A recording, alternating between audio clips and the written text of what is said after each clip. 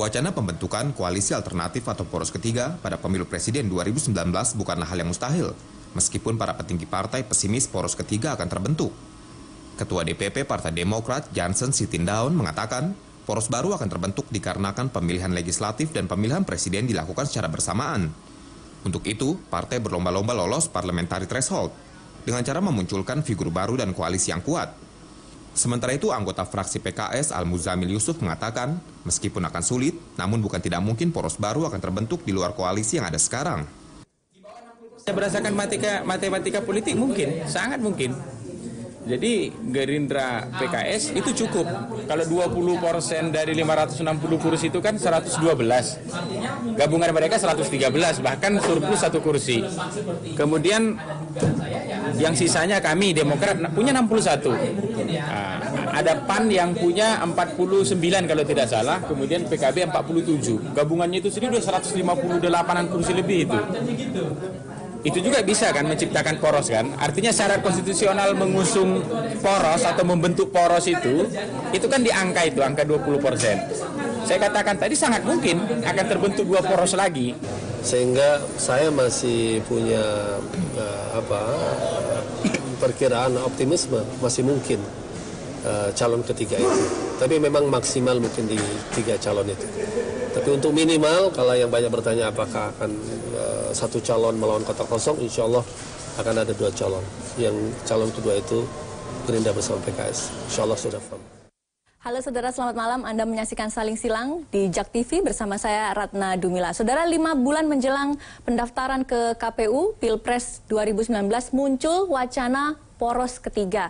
Ini adalah sebagai alternatif 2 calon presiden yang selama ini digadang-gadang akan maju di 2019, yaitu Jokowi dan juga Prabowo. Ada yang optimistis ini akan terjadi, tapi ada juga yang pesimis, mengatakan bahwa ini hanya sebenarnya basa-basi politik dan untuk meningkatkan bargain power kepada Jokowi maupun Prabowo. Betulkah demikian? Saya tidak sendiri, sudah ada 3 narasumber yang akan bergabung bersama kita di Saling Silang malam ini, dan nanti juga akan ada 1 narasumber lagi yang akan bergabung belakangan. Yang pertama ada Bang Janssen Sittindaun, Ketua DPP Partai Demokrat yang tadi kita simak pernyataannya. Selamat malam, Janssen. Selamat malam, penonton Indonesia, Ratna. Iya, kemudian ada Mas Gun-Gun Herianto, pengamat komunikasi politik. Selamat malam, Mas Gun-Gun. Malam, Mbak Ratna. Dan juga ada Pak Nasrullah Larada, pengurus Bendahara Umum DPP Partai PAN. Malam, Mbak Ratna. Baik, saya ke Pak Gun-Gun dulu. Pak, kalau poros ketiga ini mencuat besar, tapi banyak yang mengatakan ini sebenarnya hanyalah basa-basi politik. Kalau Anda melihat seperti apa? Dalam perspektif komunikasi politik ini disebutnya ZOPA. Zone of Possible Agreement. Jadi area yang masih memungkinkan semua pihak untuk bertemu, bersepakat dalam satu kesepakatan yang tentu masih waktunya belum pas kan.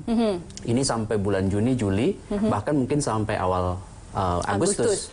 Jadi proses ini masih mencari alternatif, mencari proses-proses yang memungkinkan masing-masing partai itu bertemu dalam kesepakatan-kesepakatan. Kalau kita bicara peta, berarti kan bicara soal 3 hal. Pertama, kekuatan figur. Kemudian yang kedua adalah mesin pemenangan, dalam konteks ini adalah partai yang membackup usungan. Kemudian yang ketiga adalah tren pemilih. Nah, 3 faktor ini sering disebut sebagai faktor determinan atau faktor yang menyebabkan apakah satu partai itu bisa bertemu dengan partai lain dalam satu kongsi yang bernama koalisi. Nah, proses yang kemudian harus dipahami adalah pertama tentu agenda partai politik. Nah, agenda partai politik itu saya melihat semua karena posisinya pileg dan pilpres itu berbarengan, masing-masing partai berupaya menciptakan agenda bersama. Agenda bersamanya itu yang bisa mengikat ke dalam, artinya bisa kemudian membangun optimisme supaya kemudian suara internal partai yang paling tidak basis pemilihnya itu kemudian bisa terikat, syukur-syukur bisa penetrasi ke basis pemilih baru untuk legislatif.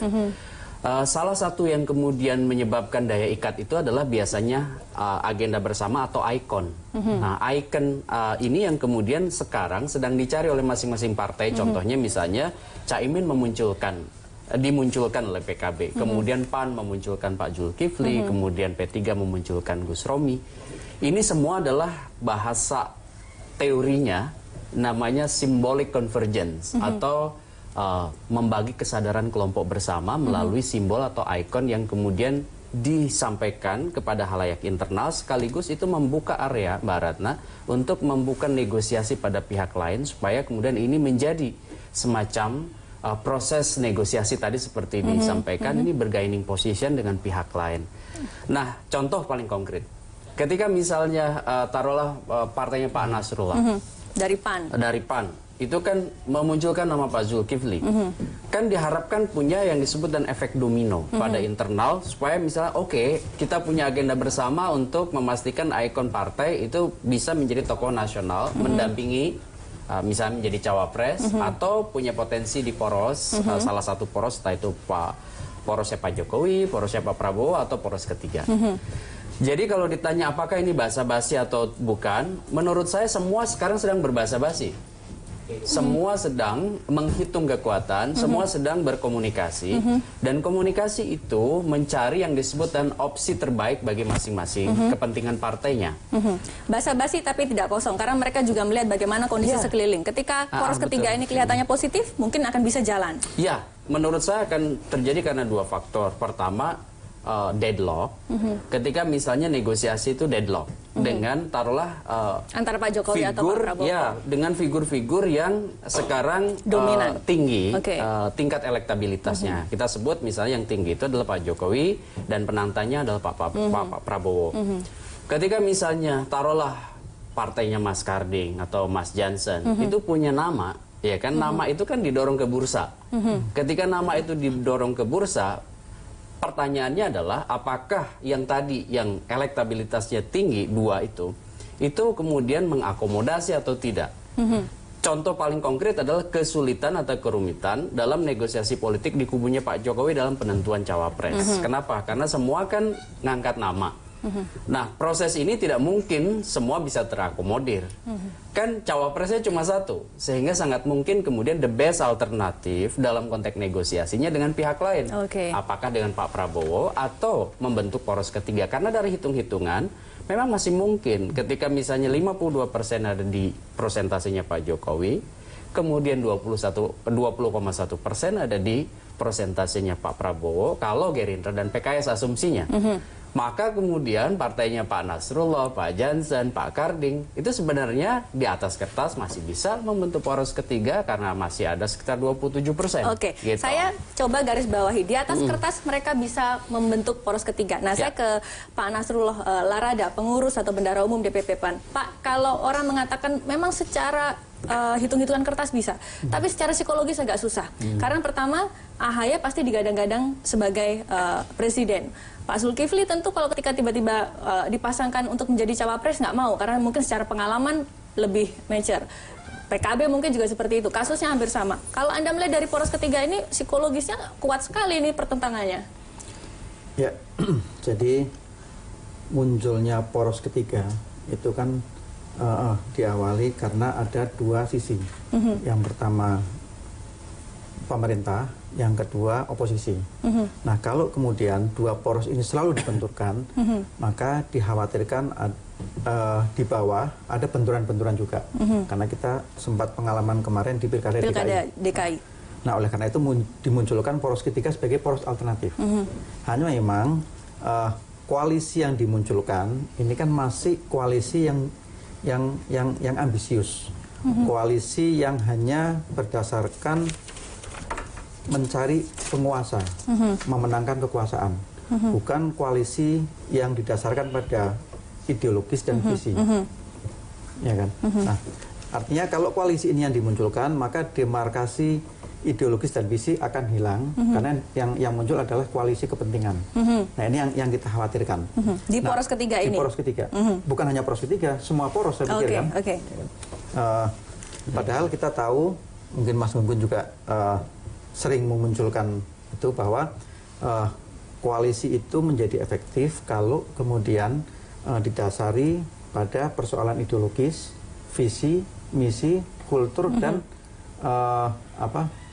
corak kebangsaan yang sama.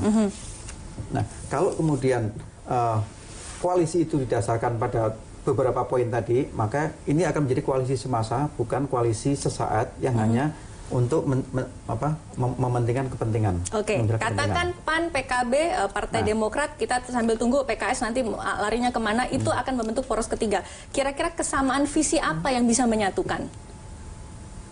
Kesamaan visi yang terkait dengan isu kerakyatan. Kalaupun toh itu muncul.